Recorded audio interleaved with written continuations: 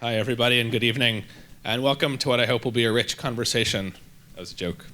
A rich conversation. Thank you. I'm here every Tuesday night. What I hope will be a rich conversation about the value of Jewish community and religious community generally. To guide us, we are incredibly fortunate to have three experts representing three very different perspectives on the question of community and its value. I'll introduce each of them in a moment, but first I want to frame this evening's conversation by asking, and our panelists are going to open the conversation by sharing a bit from each of their perspective, then I'll ask them a few questions, and then we'll have time for what will be a broader conversation among us.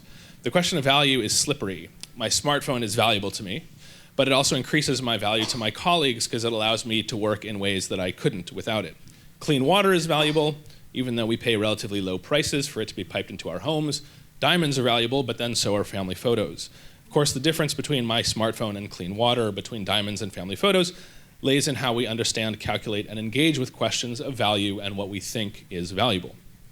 Money, as a kind of code for value, makes these kinds of calculations much easier, but it muddies the waters in some considerable ways. The market, supposedly, will help determine how to calculate value: my labor, your time, this building, a can of soda, a healthy meal. But when it comes to determining the value of things more ephemeral, things like relationships or experiences, community or tradition, calculations and markets seem to matter far less. For example, my job tonight is to facilitate a conversation that's interesting enough that you will find it a valuable way to have spent your evening. But how do we calculate the value of an evening? Is it free time? Is it ritual? Is it community? Is it learning? Is it how much you bill at your place of work?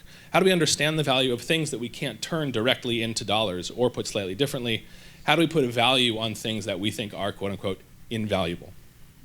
Our panelists, like I said, bring a diversity of perspectives and experience to the study of these questions, and I want to begin, and I'll begin by asking each of them to talk a little bit about how they engage in these questions before moving on to more specific questions about community, about Jewishness, and about value more generally. But first, I'd like to introduce them. Each is an expert and bears a wealth of experience, insight, and knowledge about these issues, and I consider each one to be a teacher and an interlocutor whose work, scholarly and communal and otherwise, continues to shape the work that I do. So, in no particular order, Professor Robert Bellah is the Elliott Professor of Sociology Emeritus at the University of California at Berkeley. He was educated at Harvard University, received a BA in 1950 and the PhD in 1955, and began teaching at Harvard 2 years later.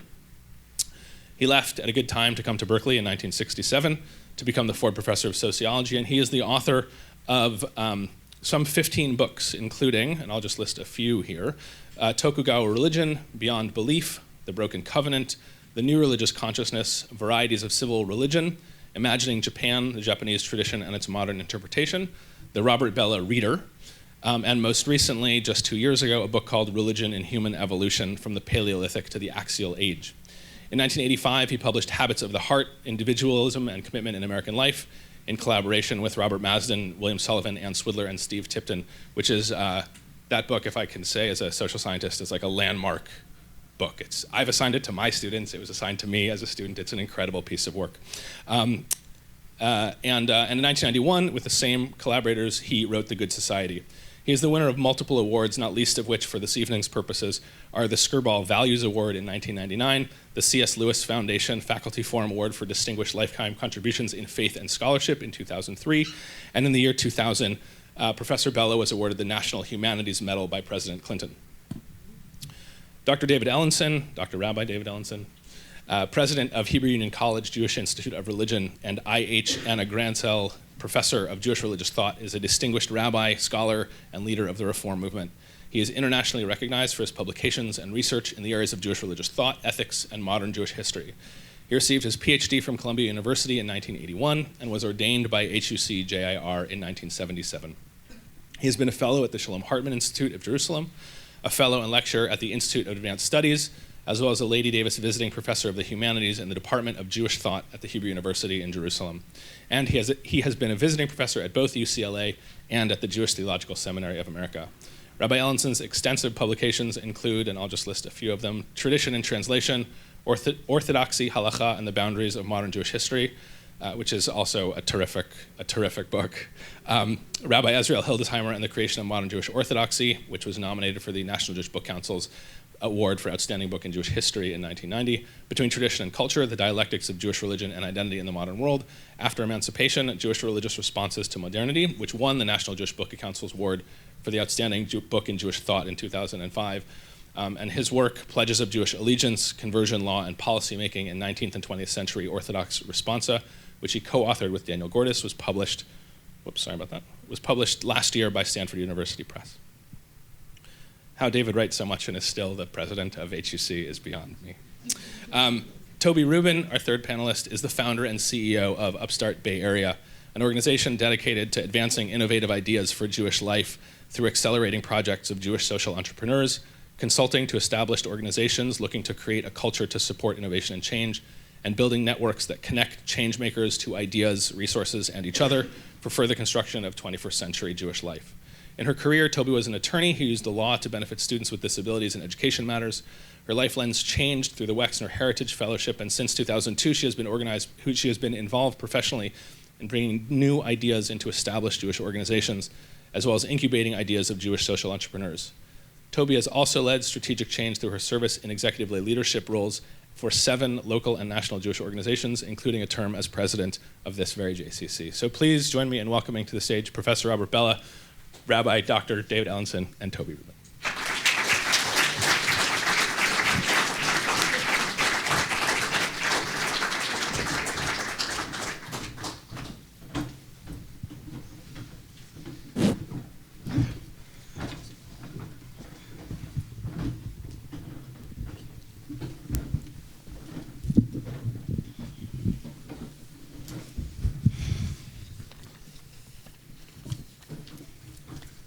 So why don't we, David, if you want to start, that would be great, and we can come this way. We're going to see if I'm capable first of pouring water for Dr. Bellah. That's, as both a rabbi and PhD, I'm quite limited in that, or at least my capabilities. So just repeat the question again, and I'll then respond. I'll be happy to. Sure. I mean, my real question was, will you start us off with a few words? I can give you a more pointed question if you'd like. No, start us off in the general Just the issue, general, yeah. Talking about the issue of just, help me with just a little bit more specifically. Sure. So, so you're a historian. So how have Jews understood the historical connection between the financial value in the form of charity or alms or whatever, and community value, and how are things either different or similar today? Good. Okay. I mean, I think it's an excellent question. Part of the issue is that, of course, the Jewish community has always been structured around what I would call a communal ethos. From the time of the Bible all the way through classical rabbinic writings, the emphasis placed upon community as a crucial value, it has always been paramount. I think of the Midrash, Matai hu yitaleh, when is it that God is exalted? When all of Israel is found, ba'agoda achat, when we're found in a single band. The reality is the Jewish community and Jewish values and ethos talk always of obligations that people have towards community, towards the creation of community. There is no question that from the Bible on, the notion that the community has the right to tax individuals, to help pay for community is virtually unquestioned. I mean, we could get into detailed halachot in this regard, but I think one key issue that perhaps we need to discuss tonight is that the one thing that makes the modern situation distinct isn't so much that these values don't remain part of the Jewish ethos or tradition, but part of what marks modernity as distinct, much less post-modernity, is that in the transformation of Judaism from its ancient and medieval moorings to the modern world is that the Jewish community has become essentially a voluntaristic community. To be a Jew prior to the advent of the modern world was not only to have a religious identity, but in fact, culturally and politically, in a world that was marked by corporate structure, to be a Jew was really a mark of political status. One was part of a community. The community had coercive legal authority at its disposal in order to tax people for the support of the community. With the advent of the modern world, the French and American revolutions, this changed. Part of what marks modernity as distinct, I think, for the Jewish experience in this regard is that Judaism in the modern West has become essentially, from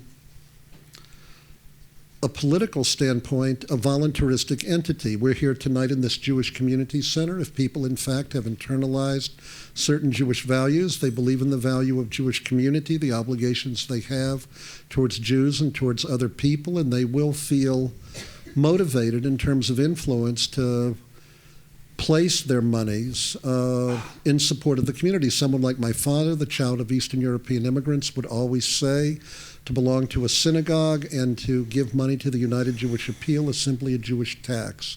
To have asked my father, do you feel an obligation to contribute to the Federation? He wouldn't have actually understood it as a question. He would have assumed that it was an a priori taken for granted in the very nature of life. But the reality is that with the advent of the modern world and the community being transformed into a voluntaristic entity,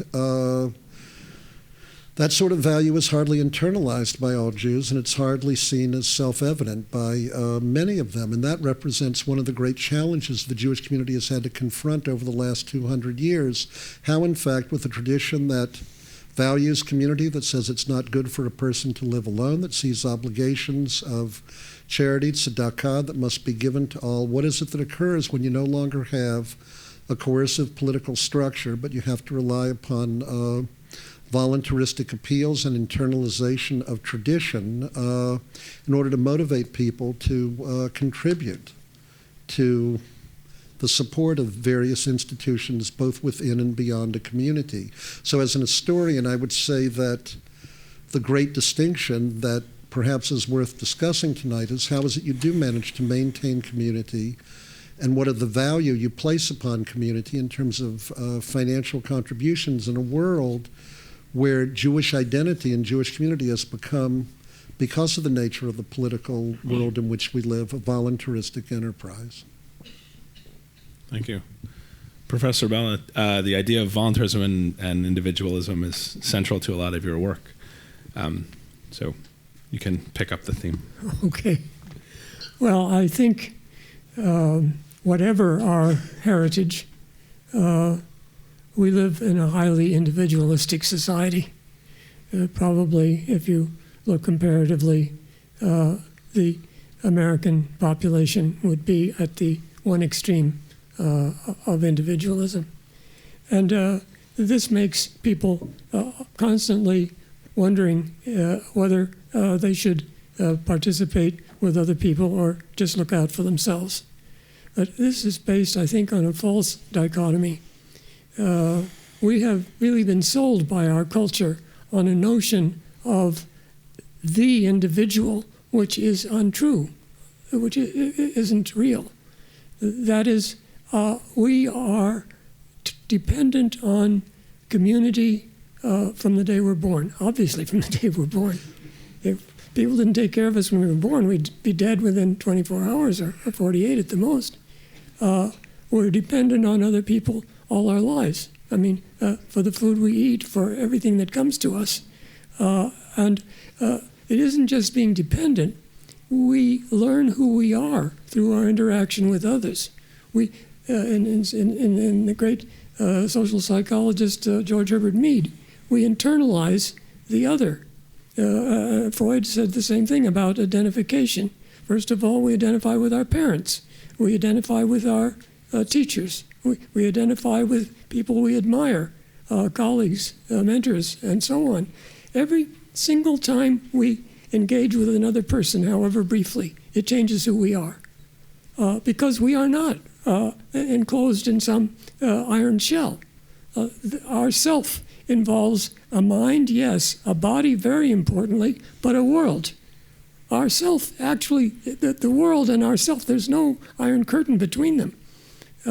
So we are necessarily by nature communal beings, in spite of the fact that our culture tends to try to tell us otherwise, with cute little ideas like the makers and the takers and so on. I've lived here quite a long time. I'm 86 years old, and I know American culture moves in cycles.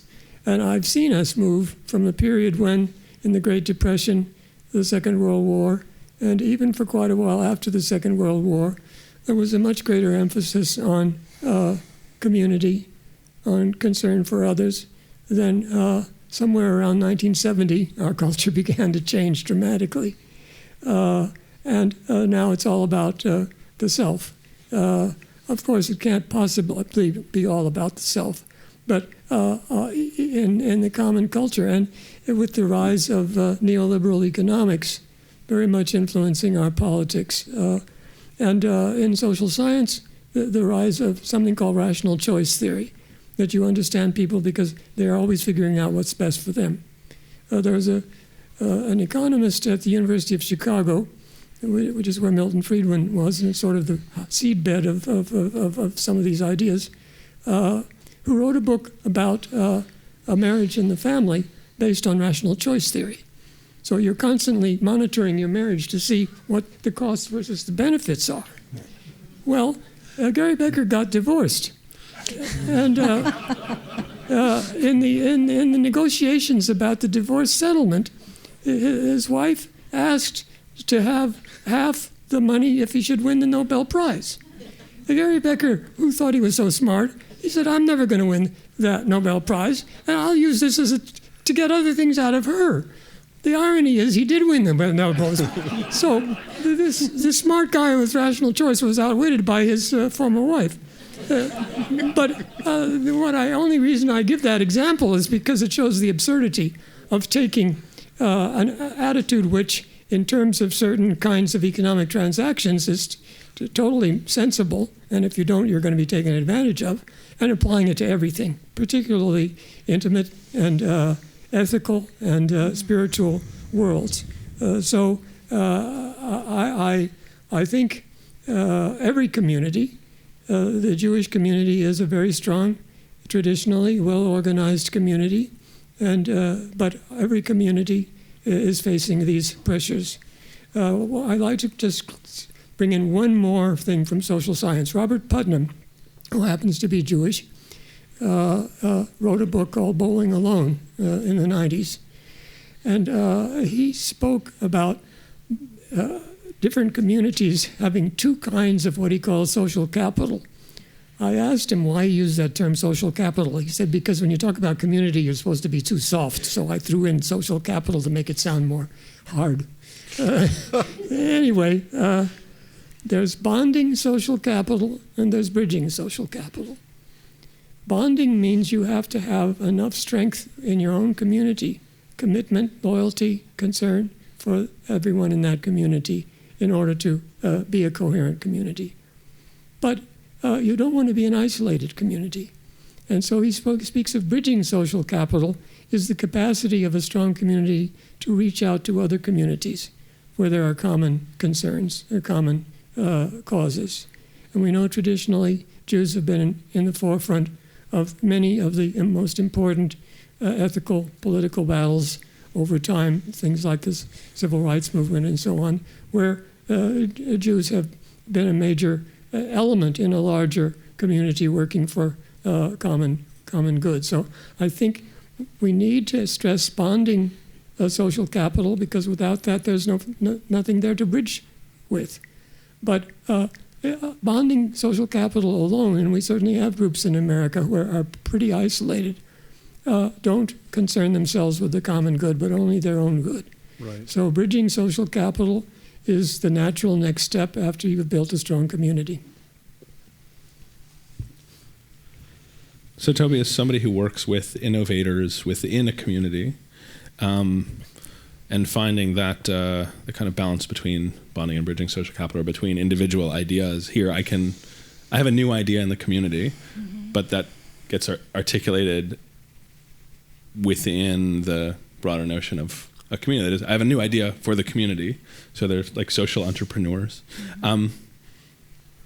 Can you talk a little bit about your work with Upstart and your work with social entrepreneurs in relationship to some of these things? Sure, absolutely. So one of the tougher daily realities is that we have to work with the community we have rather than the one that we'd love to have, and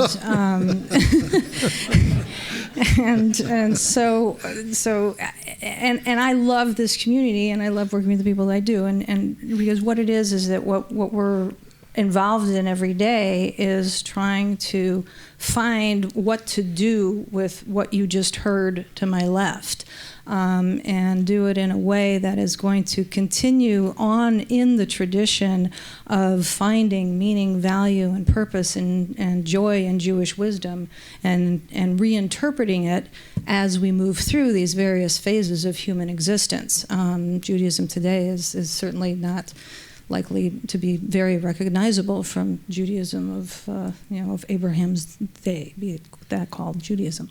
So that's a hallmark of who we are. But there are some particular changes here that at least we feel in this date and time are causing a little bit more challenge. And particularly picking up on what has happened to a sense of obligation and what is going on in bonding. The Jewish community as a whole, does continue to do very well in bridging, but and in fact we are bonding, but we're bonding in micro communities, and we're bonding across communities, and we're bonding with different parts of our identities, because most American Jews have multiple identities. So we're able to choose which of those identities we want to be a part of on which day, in which setting. And so this has given rise to a wonderful group of people who are being called Jewish social entrepreneurs, who are putting their passion and their own needs, the gaps in their own lives for finding meaning through their Jewish identities on the forefront of redefining Jewish life for the 21st century.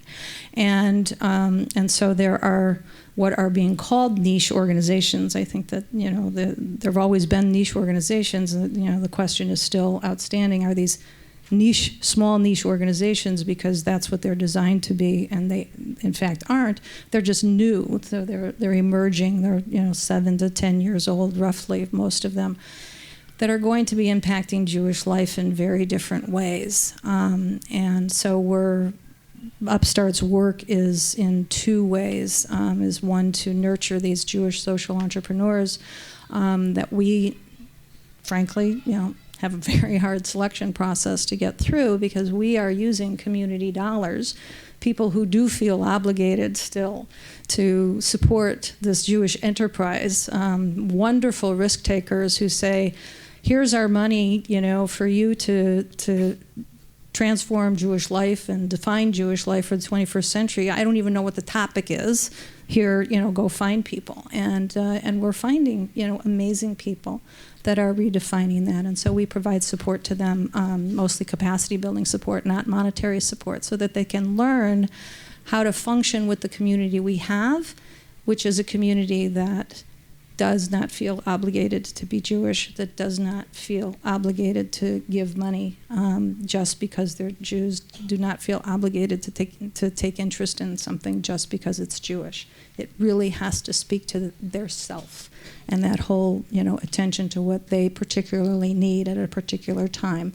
And so the challenge that we all have is, how to create new ways of coming together in these bonded groups without isolating them from each other completely. And I can talk more later about network nonprofits and what the generation that's doing this is, how they're behaving differently. But that's it. In addition, Upstart also does something different that most of the other groups, all of the other groups basically in this so-called sector do. And we're working with entrepreneurs, people who are in the legacy organizations, the established organizations, who want to change the way they're doing business because they realize that their organization has been designed for a community that no longer exists. And so we bring the tools that we both learned from our Upstarters and learned from Silicon Valley to help those leaders, not positional leaders usually, sometimes, but the people within the institutions that want to create the change that needs to happen in order to create the relevancy for the community today. So yeah. So, David, you work in a very large institution. Right. You run a very large institution. And I'm wondering, given that the prevailing ethos is that of voluntary giving, unlike your father's generation, which had a very strong sense of obligation. I'm reflecting on my experience in doing research at synagogues a few years ago, when the tendency in all these congregations was to move away from the old tradition of naming parts of the building in honor of significant donors or generous individuals, because there was a sense among these congregations that was somehow like garish or unpleasant, and it also took away from the ethos of equality within the congregation. So I'm wondering, from your perspective within a very large organization, unlike those that Toby works with, how you and the congregations you work with negotiate this desire to honor the voluntary contributions and the voluntary commitments of individuals without sort of pulling the rug out from under the sense of Jewish institutions as kind of equal spaces for all members of the community. Yeah, I mean, I think, both in response to this question and the comments that Toby and Professor Bellah just made a moment ago, I mean, I think in an institution like the one I work in, and despite all the changes, there is what I would call a theological anthropology that undergirds Judaism and the Jewish community and even the largest organizations. I guess in the words of Martin Buber, I'd say that people live in a state of independent interdependence. There are, on the one hand, individuals, and on the other hand, the very nature of who we are as human beings is that we're social. We participate with others. We live in relationship, whether it be in Buberian words, an I-it or an I-thou moment or relationship. But it's this sense of independent interdependence that undergirds it. The question is, and we live in a world, too, where despite all of the emphasis upon selfhood and even entrepreneurship, there seem to still be certain constants. People are social. People do want to live in community with one another, even if, to quote Robert Putnam, they go bowling alone. The fact is, we know that religious organizations and institutions continue to play very significant roles in mediating between the individuals and the larger world in which we live. People want to be part of different communities. The issue is, what is it that occurs when you live in a world where people have myriad choices and they identify themselves in fluid ways across different lines? One of the differences in my parents' generation, and I'm 65, maybe even my generation, is that the boundaries were frankly much, much clearer between Jew and non-Jew, other different kinds of communities, and all of those things help to sustain, I think, a certain kind of Jewish communal models. I think most of the people who participate in the world in which I live are quite anxious to sustain community. We live in a world, to quote Professor Bellah's peer, Professor Berger, we live in a world marked by an heretical imperative where there are infinite options and choices open before people. And on the other hand, we don't only live in a world marked by an heretical imperative, but people have a desire to create community. So the question is then, how is that done, and how do you do this in a real world where the kind of religious obligation for the Jewish community, and even through the Jewish community to the larger world, is distinct from what it was 20, 30, 40, 50 years ago? It is interesting, to some degree, the wealthier the community is, in light of your specific question, my own experience has been the less need there is for naming. And this is what I mean. There's something democratic about it.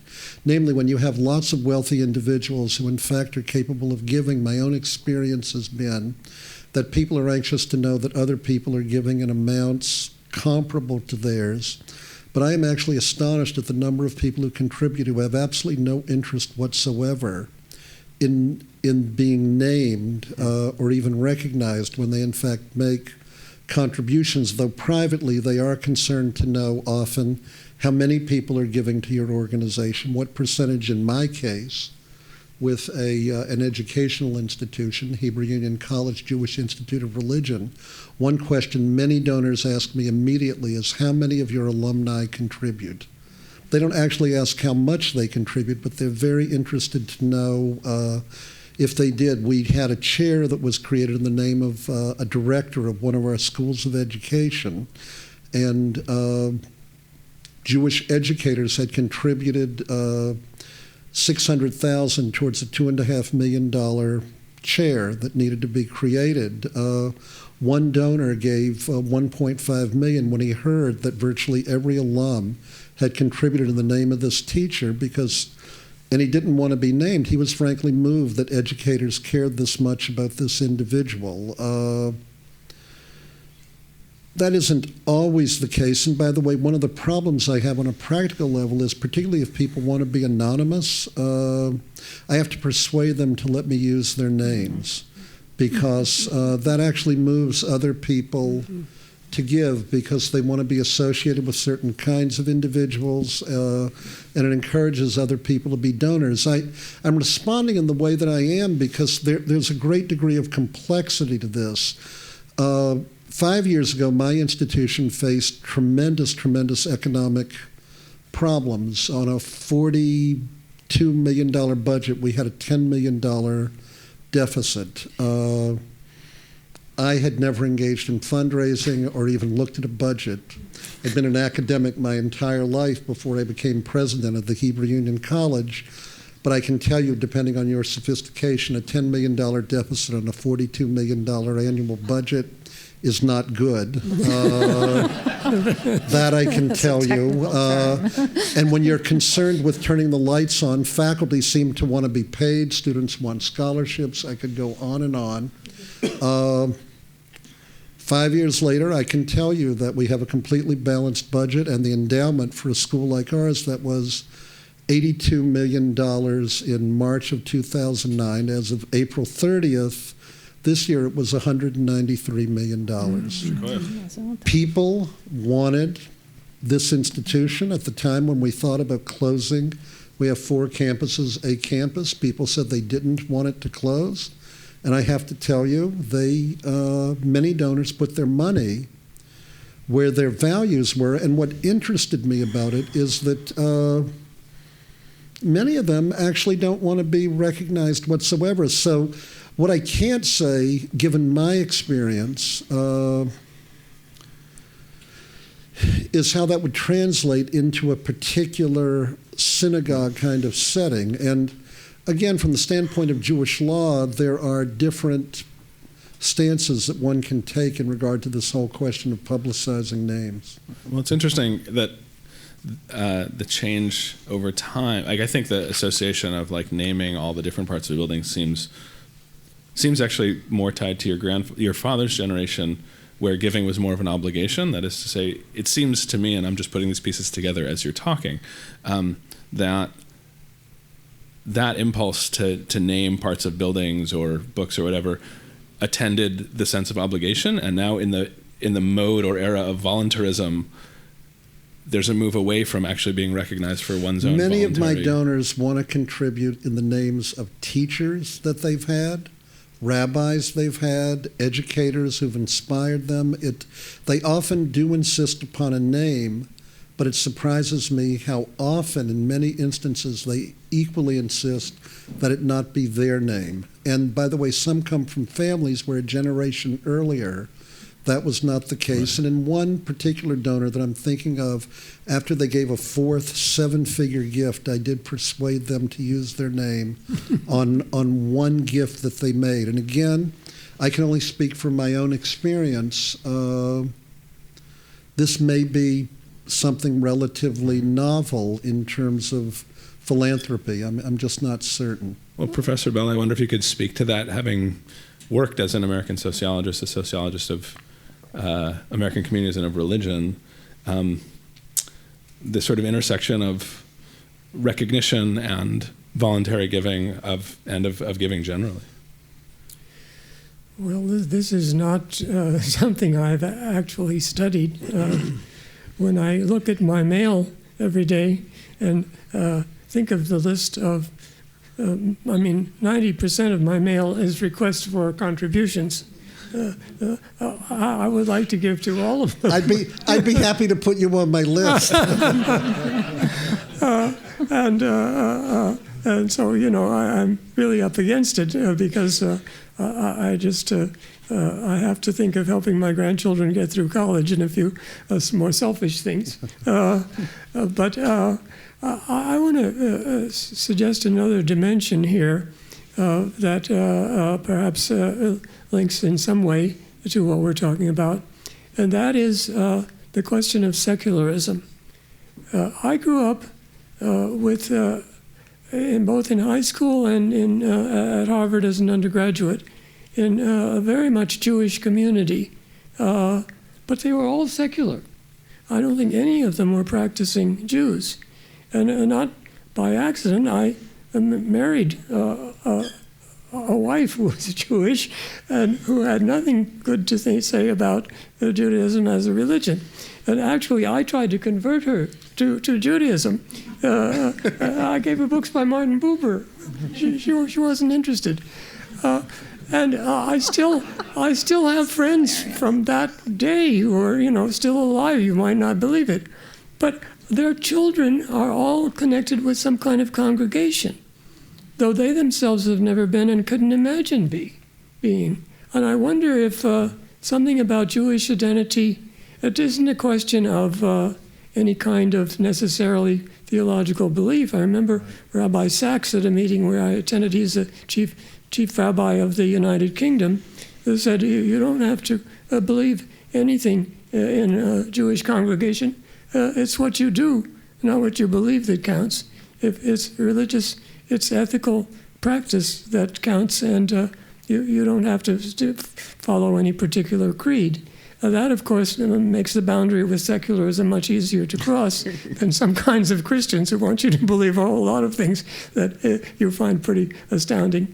But I also have a little bit of nostalgia for that earlier period when secular Jews were such an important part of American life, and wonder if that is still viable in the present day.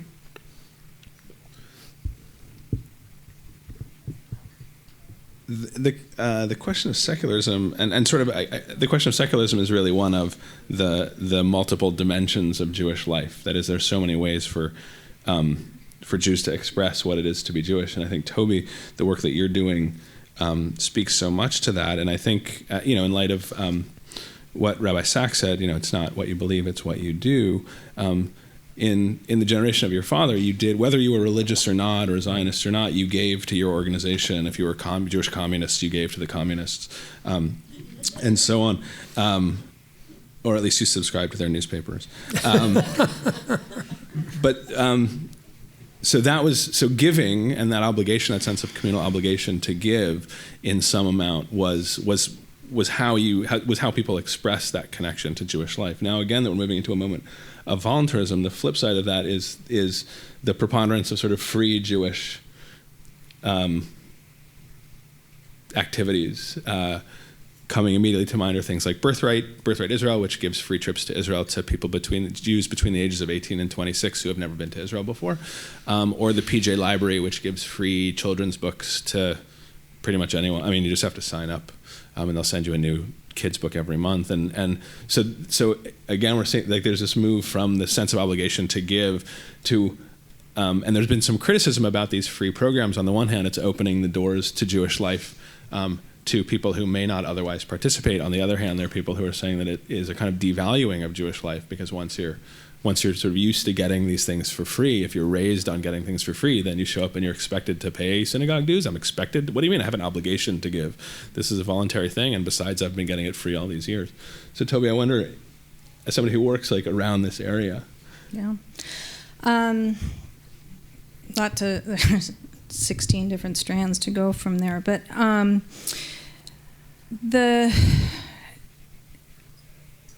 we're in the unknown. We're in an adaptive situation where the so-called answer to the challenge of, for example, Rabbi Ellenson mentions that, there was this, identification with parents and identification with your teachers, is a way of building your identity. Is that, in fact, the numbers of young people who have been enrolled for at all, let alone any period of time, in any of the traditional spaces where Jewish knowledge and identity is being transmitted, is really, compromised. Yes. And it's a significant minority of the population that, on a regular basis, does Jewish in any way, shape, or form. So free is kind of, and I see it as a attempt to find a solution to the problem that for even those small number of Jews who had some sort of Jewish knowledge background, who become young adults, and they're now in a period of 10 to 15 years where the pillar institutions of Jewish life are family-serving institutions, and these people are single. They are not in families. They are not wanting to show up at a place that has all kinds of wonderful programs for people that aren't them, particularly because, as we already were talking about, they're interested in themselves and what their needs are and how they can express themselves in the way they want to express themselves. So by free, you lower the barrier to participation. So that's sort of the theory behind it, I think is, we won't charge them anything, so that's the problem. It's been that they have to pay for things. Well, I don't know about anybody in this room, but I happen to have young adult children, and they pay for things that they care about. They pay for things that are valuable to them.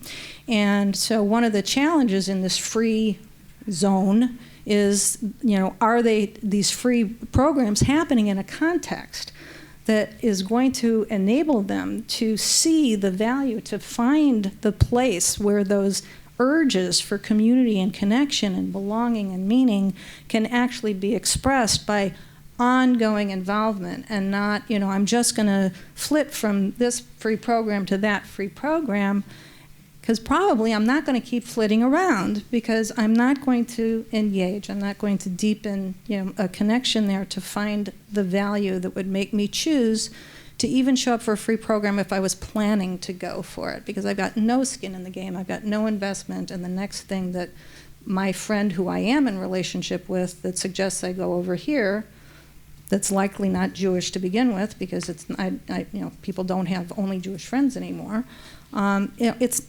It's not going to serve, I think, the purpose that we're after here. And so because people are willing to pay for things they value, we see it every day, all of us do it, because we want to be in community, because we want to have places of meaning and purpose, and because there is a real loss of sense of obligation in philanthropy. Certainly the next generations are really defining where their dollars are going in very different ways.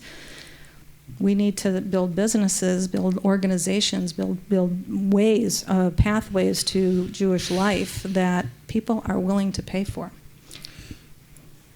Yeah, I think one of the responses there, and if we can have sort of a conversation as well, while we've been very successful at my institution in fundraising over the last 3 to 4 years, I would say, and this has to do with, I think, not only the fact that people who are able to give particularly large philanthropic gifts tend to be, in quotes, older. In other words, they've amassed capital and they've usually taken care of their children, and they still are part of a generation that has a certain attitude towards particularly classical Jewish institutions, I would say, like Hebrew Union College and others. They're the major people, as it were, we draw from. The larger issue is, how do you move to these people that Toby just described a moment ago, younger people, and what is it, in fact, that one could do in order to make them contribute to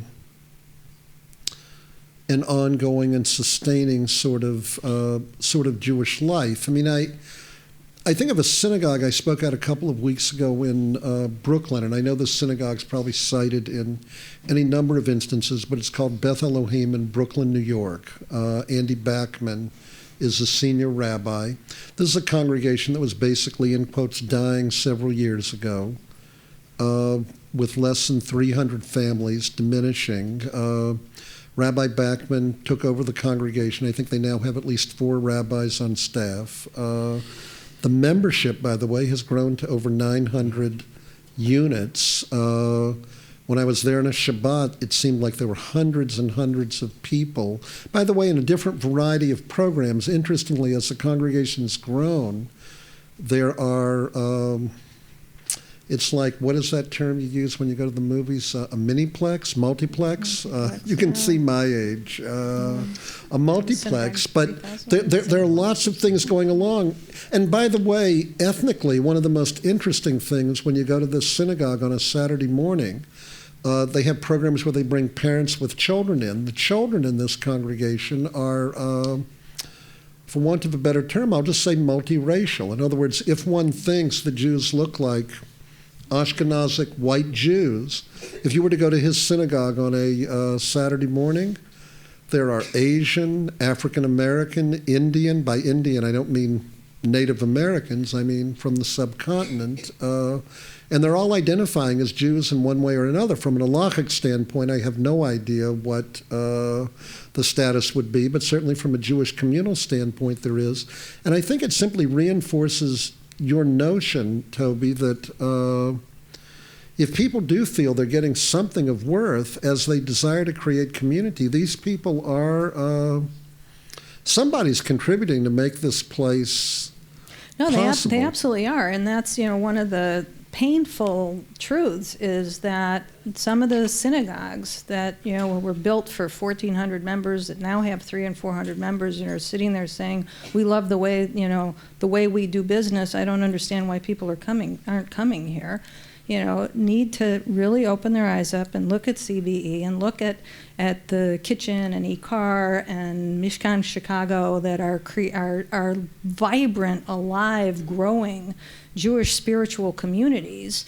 That it's not that people don't want to belong to a spiritual community. It's got to be a spiritual community that understands how they want to express their spiritual lives, and the leadership of that community having the Jewish guidance on what that's going to be like. I think one of the questions, I'd like to actually ask Professor Bellah, when I read your work on issues like civil religion, and you look at, and we were talking about it a bit before, but the way I'd like to point it to you now is when you talk about, let's say, American civil religion, and you look at inaugural addresses as an example of where the civil religion is expressed, part of the power that you have there is that the civil religion encompasses millions and millions of people. A gigantically large community. It strikes me that one of the challenges we have isn't that community can't be created in all the kinds of places where we see it thriving. What I see in American Jewish life, what I call antipodian trends, that on the one hand, antipodes on a battery where the currents run in equal but opposite directions. They're not really equal and opposite here. There are more people leaving probably than coming in, but nevertheless, you, Ari, with Steve Cohen, have written about communities that are thriving in all sorts of places, and the groups that you're sponsoring or encouraging. But what happens when you have a Jewish community that has existed in a large corporate sense, that had, as it were, even as a subgroup, a kind of civil religion? What happens when you live in a world where that just appears to be more fragmented? Is it possible that we live in a time, since you quoted Putnam, where you can't have, in the way that we did previously, overarching visions that would promote a civil religion? And here I don't speak about the American polity, though perhaps that could be discussed as well, but a Jewish polity, as it were. After all, Jonathan Wucher, you may be familiar, wrote a whole book on American civil religion in the 1980s. It's completely derivative of your ideas to talk about the Jewish community. I don't know if that same book could be written in exactly the same way 27 years later. Well, I'm eager to hear from the audience, so I don't want to take up too much time. But civil religion is sort of something that got totally out of hand. It was an essay I didn't ever even want to write. Well, I'm glad you wrote now it. I'm identified with it. I stopped using the term around 1980 because it really is a very complicated business. Religion and nationalism are a dangerous combination.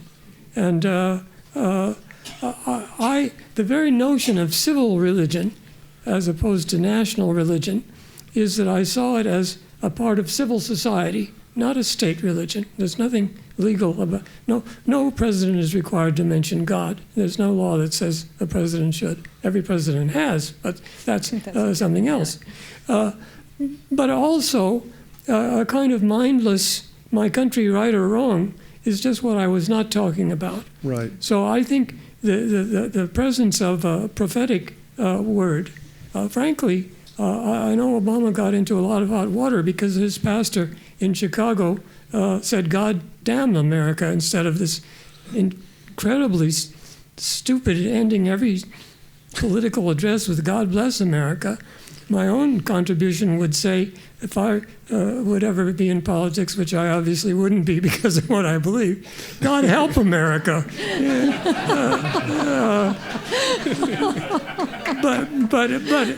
So the presence of a diversity of voices is exactly what I was trying to get at. And there have to be prophetic voices like Jeremiah Wright who stand up against those that have this litmus test of, oh, you're not American enough, or Obama's really a socialist, or he's not an American, he wasn't born in this country, or something. That's very dangerous and reminds me of what happened to, unfortunately, many Christians under Nazi Germany who became, quote-unquote, German Christians. Very bad idea. Anyway, I would love to hear from the audience at some point. So we invite your questions and comments. I think that some of that speaks to some of the anxieties around Jeremiah Wright speak to just how precious people feel about certain institutions and their communities, and even the very smallest threat can seem quite out of proportion. The first question is over here. Thank you. This is fascinating. I'm almost intimidated to ask. I had one comment, and that is, my name is David Newman, and I'm formerly the president of a synagogue in San Francisco, which is involved in a big capital campaign. And our experience has been the same as yours, Rabbi. Nobody wants their name on things. And it was actually quite surprising because we spent a lot of time pulling together lists of things that we could put names on. Figuring out the name. No, they wasted time. But a question I did want to ask is, you identified one of the fruits of modernity as making Jewish community essentially voluntary enterprise. And from the point of view of a synagogue, if there are enduring values to a Jewish community, where do those values get taught and transmitted? And how do we make sure that 50 years from now, this institution is capable of holding this kind of conversation to people who still care about it? Okay, well, I mean, I think part of the issue is exactly what Toby was pointing to, namely the task of institutions is how is it that institutions can be sufficiently nimble in order to be able to respond to changes. I mean, the challenge I think that classical institutions or that a classical religious tradition like Judaism confronts is that you have this notion that Judaism, the way in which I describe it is it's sort of a chain novel. On the one hand, there is some reverence for a past and a recognition that that past has wisdom. There is, to use phrase of the tradition, a shalshelet Kabbalah, a chain of tradition. The issue is how do you draw upon that tradition, and then how does it express itself in a particular time? So, for example, if you were to look at the curriculum of the Hebrew Union College, some things certainly remain constant in terms of teaching Talmud, Midrash, liturgy, Jewish history, etc., philosophy. And on the other hand, there are new programs that are created in terms of professional development. We have one program that's actually somewhat akin to yours, where we call it, it's called in quotes, Be Wise, B-E and then W-I-S-E. It's based on the names of the founders of the school, Isaac Mayer Wise and Stephen Wise, and we actually give grants to students to, in fact, come up with innovative programs. And I mean, there are a whole variety of different things that our students have come up with. We believe that they probably have a better sense of what might, in fact, be marketable than we do. After all, if we who are 65 knew so much and it works so well, Dr. Bellah just said, God help America. Sometimes when I go out with the children, I have 5 kids, they'll say, you know, where's Abba? Well, he's out saving the Jewish people. And then one of the kids will often comment, he's not doing such a good job, but we'll leave that aside for the moment. But the interesting thing is, when I think of a book that Ari wrote a couple of years ago with Steve Cohen, who's a professor at HUC in New York, as well as the Wagner School at New York University, but you did it for the Bronfman Foundation. What's the exact name of the book? I'm sorry, I don't have the title. The Continuity of Discontinuity. The Continuity of Discontinuity. And one of the things that interested me there is you look at 5 different communities, there's storytelling, Toronto, I mean, all the different groups, Sharon Brous, Ikar. One of the things that I noted that was interesting to me in the book, and I don't know if you emphasized it or not, but every one of those communities was headed by someone who had a very classical and rich and deep Jewish education. In other words, someone like Rabbi Brous, trained at the Jewish Theological Seminary. I don't think Andy Bachman is in that particular study, but someone like Bachman at HUC, storytelling with these are all people who interestingly have extremely rich and deep Jewish educations, even as they are incredibly innovative structurally, culturally, religiously. The challenge, I think, for institutions, and it is interesting to me that the naming thing seems to not be what we would often suppose. Though, again, I do want to emphasize, I really urge donors often to let me use their names. It's actually quite important, I would say, in terms of fundraising. But the real challenge, I think, for our institutions then is, are they going to be values-driven organizations? Because people do want a sense of community. People, in a world marked by an heretical imperative, where, to use Bellah's terms, we're marked by homeless minds, where people don't have a sense of being at home. People do want a place where everybody knows their name. People do want a sense of community. That's why camps work so incredibly well for people. And institutions need to be able to move in these directions. And I think the success of some of the entrepreneurial startups does demonstrate that if community is created, people will in fact contribute. And Next question. Oh. Next question over here. So 2 brief questions. The first question is, with the shift from the perception of obligatory giving as opposed to what's now more of a pervasive voluntary giving, what's the impact demonstrating in terms of dollars given, in terms of has it decreased, increased, stayed about the same? And then the second question is, in terms of these, and Toby, I apologize, I won't articulate it quite as well as you, but with the shifting communities and micro-communities you talked about early, to what degree is that an issue specifically to the Bay Area versus going on throughout the country? Right. I have no information on the philanthropy side. But we were talking before about Obama. Professor Bellah, if you want to talk about that, or the evangelicals, if you want to mention some of the things we were talking about before, David. Well, I don't think that quite gets at the question here. I think it's an interesting question to what degree are those of us who live in the Bay Area living in a special bubble that's totally different from the rest of America. And I appreciate the fact that over the years I've been asked to speak all over this country, including in red states, although almost always university towns are blue towns. So, but still, Austin, Texas, you can imagine what it would be like to live in a blue community in that state. It's an embattlement, whereas in the Bay Area, we're pretty close to the majority of the state in some ways, but we're just a little extreme in that direction. So I think it's really bizarre. A country of this size is enormously diverse, and we certainly can't read into the rest of the country what is happening here, although we do have the historical fact that often things that start in California do gain momentum elsewhere. There are actually, so in terms of the micro communities, there are, well, at last count, there were somewhere between 600 and 700 of these emerging new organizations happening across the country. So this is a phenomenon that is, in terms of responding to these new ways of expressing Jewish life. That piece is happening everywhere, and it isn't happening on its own.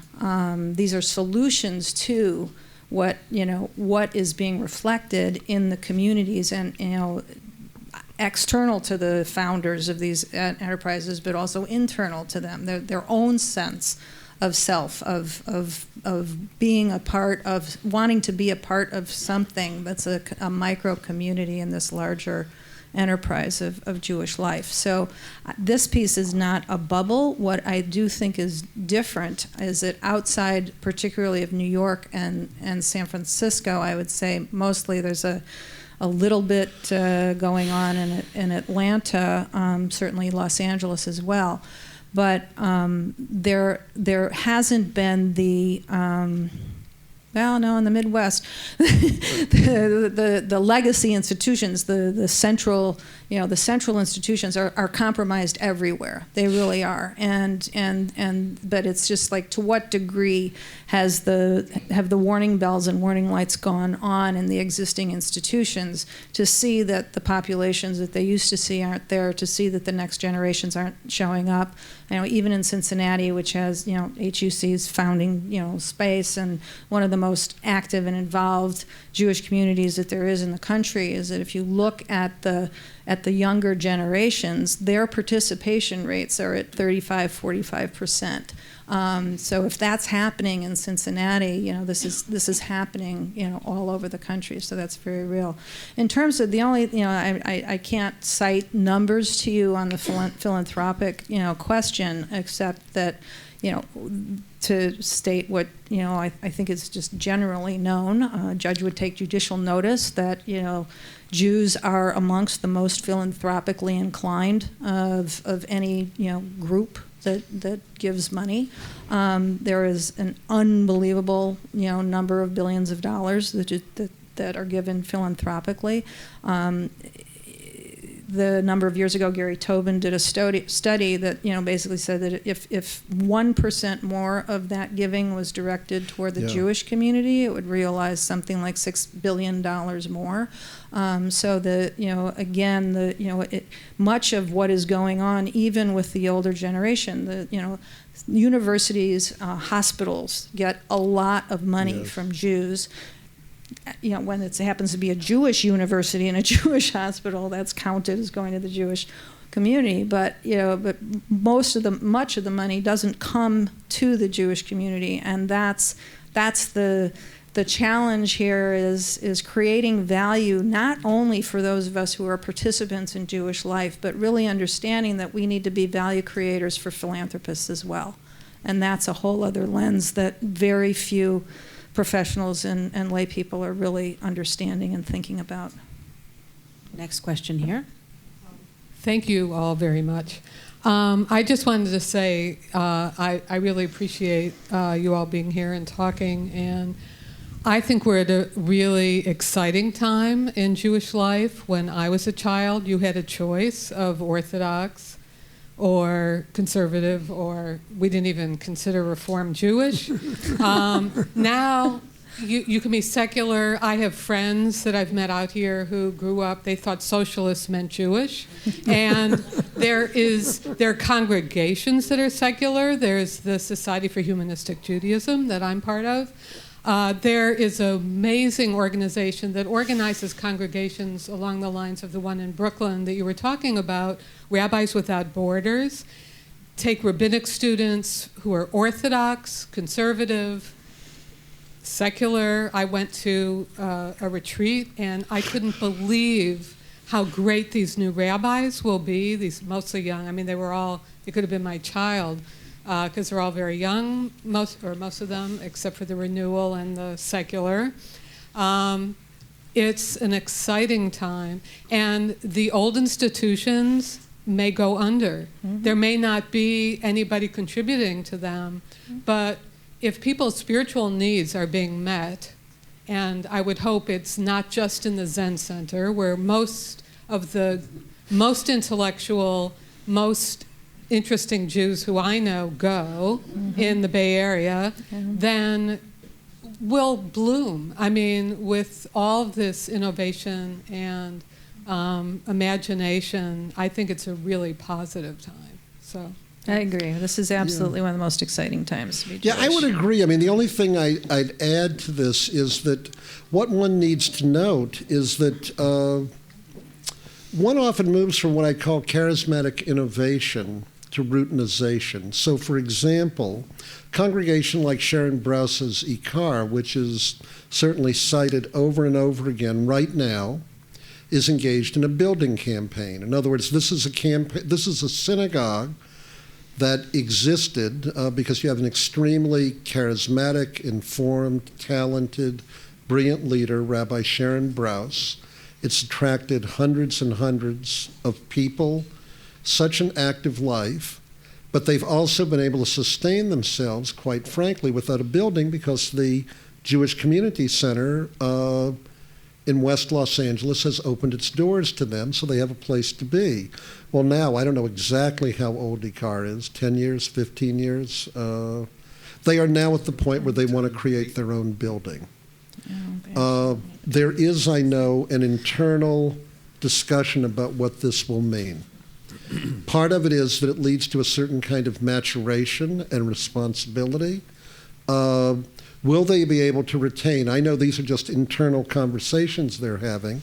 They're charismatic, as it were, kind of edge, as they have to begin to be concerned with the more mundane nuts and bolts issues of who's paying for these lights that are shining in our face tonight as we speak to each of you. And I only say this as it's not even meant to be a cautionary warning. It's only really an observation that I'm attempting to make, is that the question is that when you get these innovative and exciting innovations, which we have, and certainly many of my rabbis, meaning people who've gone to my school who I do regard, given my age, as being my children. Some actually have been my children. Some are younger. The reality is they then come to be part of,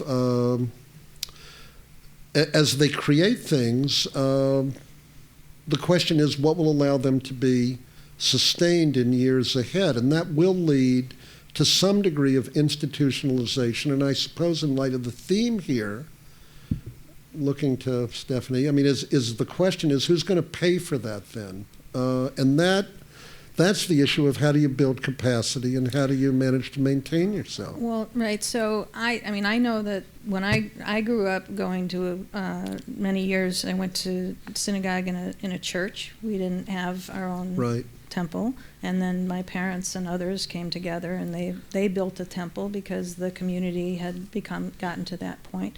And that's, you know, so there's new things going on and then there's old things going on, but it all goes back to people who believe in something and find value in something are going to be motivated to sustain that something so long as it continues to meet their needs.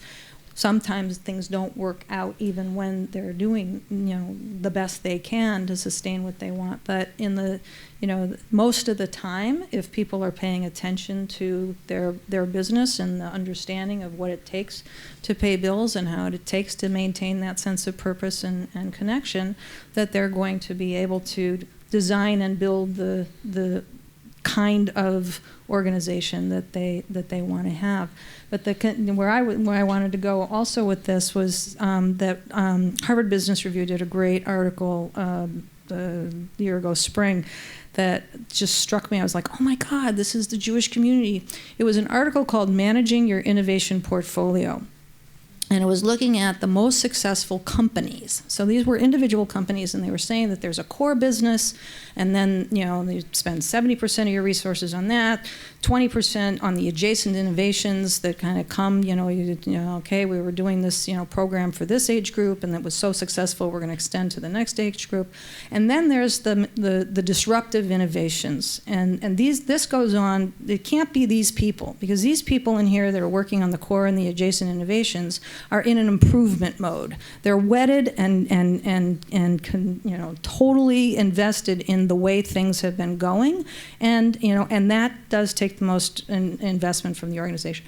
But if you spend 10% of your resources on your potential disruptive innovations and things come out of this space, and as we all know, you have to have a lot of great ideas if you want to have some great ideas, is that when those start to pop, is that what happens is that those innovations start to come into influencing, if not completely disrupting, the core and becoming the core. But at the least, those ideas begin to merge in. And so if you look at this over the Jewish community writ large, that's what we're experiencing here right now. We have core parts of our community that have been around for a very long time doing particular kinds of business. The best of them have identified adjacent innovations, and they've been doing pretty much okay. But we have a whole innovation sector because we haven't been creating R&D units in our existing universities. It's starting to happen now. You hear now they got this little incubator-y kind of thing going on at HUC. So it's starting because it's working, because this innovation sector that has been wholly separate is actually working and showing what it takes to actually be successful, and those ideas are coming in. And they're not just coming in, because IKAR is starting to, be right. institutionalized amongst the pantheon of synagogues. But most of our organizations, the upstarter organizations, actually collaborate, they network with these institutions that need these ideas to enrich and enliven what their work is going to be. Yeah, in this sense, I guess the one thing I'd add is that I think as opposed to seeing things as institutional, anti-institutional, or I think this notion of trans-institutional, and what I'm seeing is that there's an infinitely greater willingness for what I call dialectical interplay among these startups and these organizations and more established ones. I mean, part of what I was thinking about here, my sister and brother-in-law are both graduates of MIT. They lived here in Silicon Valley for years. They frankly have a home in Palo Alto and another in Issaquah, Washington. They're computer people. My sister has one of the most checkered employment careers of anyone I know. She tended to work for 6 to 12 months for startup companies in Silicon Valley. She did retire, I will tell you, at 48, but in her 18 years of work, I'm going to bet that of the 20 companies she worked for, 16 are bankrupt. I mean, they just don't even exist. 3 or 4 of them allowed her to retire in her 40s. But the point I want to make about innovation, and by the way, with these grants that we give students, we're actually anxious if they fail, and they often do. They have all sorts of ideas, from building community mikvaot to Shabbat dinners in neighborhoods, etc. Some of them work incredibly well. Some of them fail miserably, which is great. And a lot of them learn from that. And so I agree with you. I think there's a lot of excitement about this, but the question, whether it be for a synagogue that's more established or a new startup, is how is it you look at this, and how do you view the larger world of which we're a part? The New York Federation, for example, raises more money than it ever raised before, but from a considerably smaller population than it ever did. And by the way, one of the things that may be distinct about New York, I mean, you asked about San Francisco, is that the recent population study indicated that about 70% of children, I don't know, under the age of 12 in New York are Orthodox children. And actually, I shouldn't say Orthodox, actually Haredi or ultra-Orthodox. That in New York City over the next 20 to 30 years is going to change the nature of the community in New York. I mean, and the way in which then money is given in the community will undoubtedly be impacted by that as well. Absolutely. I think we have time for one more question, and it's going to be over here. I'm wondering if a flip side or maybe a component of the voluntary nature of Jewish affiliation now is a desire by a lot of people, particularly younger people, to want to be involved in a more direct, hands-on way, rather than cutting a check to an organization, to personally be involved, either through activity or directed donation or contribution in kind or something of that nature. And I wonder if that's really being taken into consideration when we think about philanthropy and we think about community involvement, that the shape of this has changed and is changing now. And I'm asking that as a question. Is that changing? Do you see that change?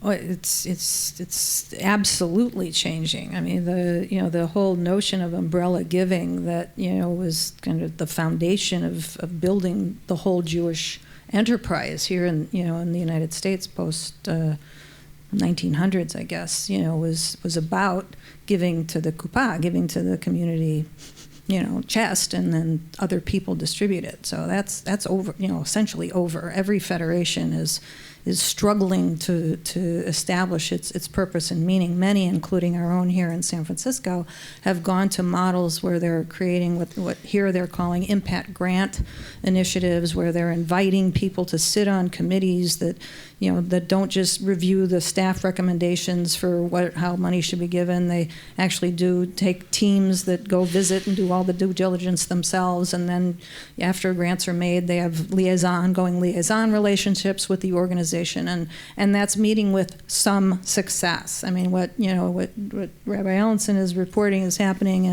in New York, of the pyramid, being so small up at the top is happening, everywhere here.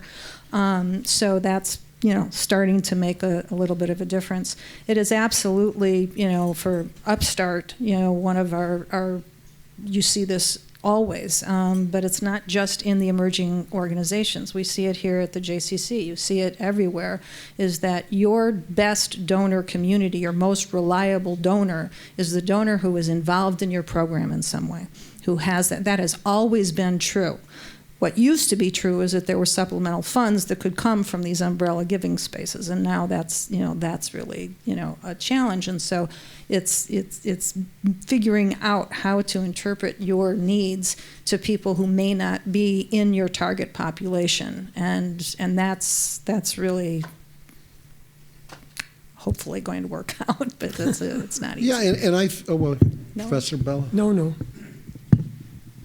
Well, I think part of the challenge here is, what Toby says is my own experience as well, but having said that, one of the issues is how is it that you sell people, as it were, on what I'd call a values enterprise. Quite clearly, people want to participate, they target their giving in all sorts of ways. Simultaneously, when you're running any kind of institution, you need unrestricted annual funding. Without unrestricted annual funding, the doors of the JCC simply cannot open. Now, some funding, of course, is fungible. If out of the unrestricted funding, you're paying for the gym and the person wants to dedicate, either anonymously or not anonymously, the David Ellenson basketball net, and they were going to have to pay for the basketball net anyway. It's fungible money in that regard. But The real issue is, do you sell people on a values proposition? In other words, is it important for the Jewish community to have a center? We were talking earlier,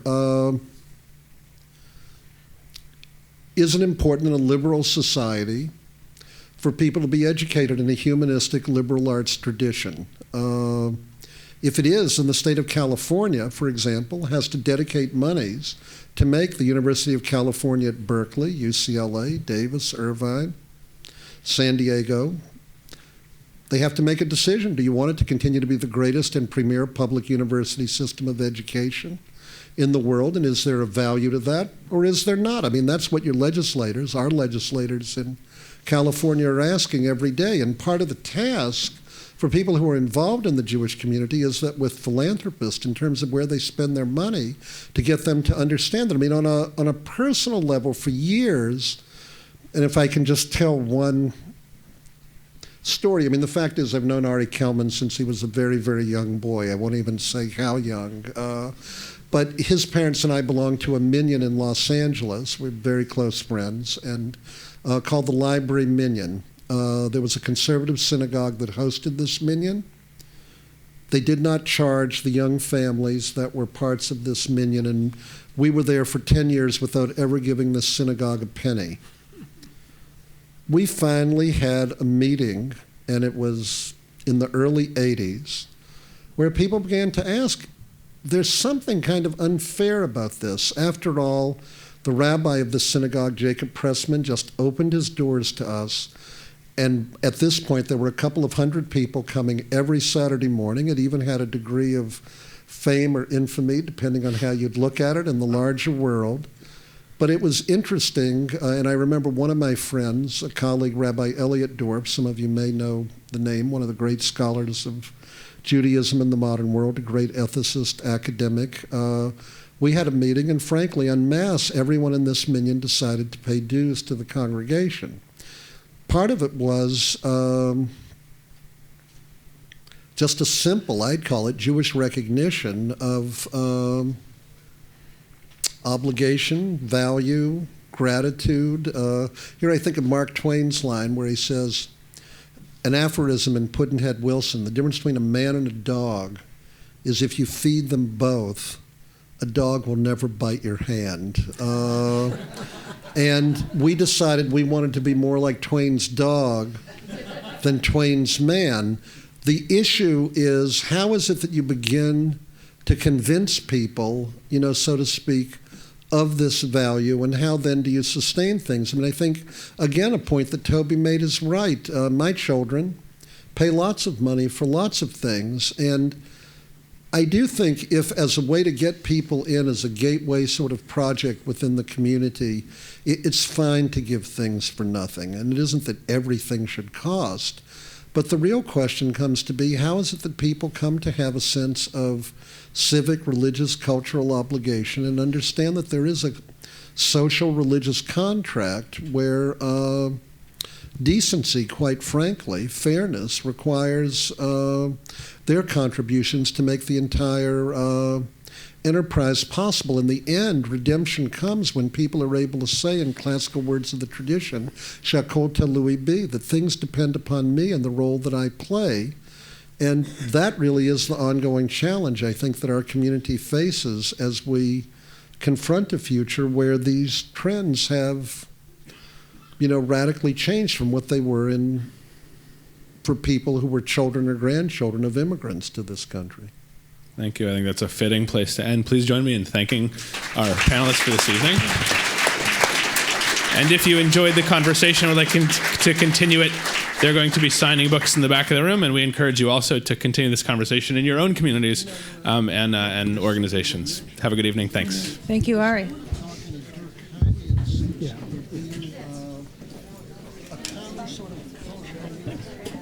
Of course, that's what I meant, but I was so often misunderstood. No, that's how I understood it. No, you understood me exactly right. And that's part of what I worry is... I'm sure you're right, too, if I think I know the questions coming in.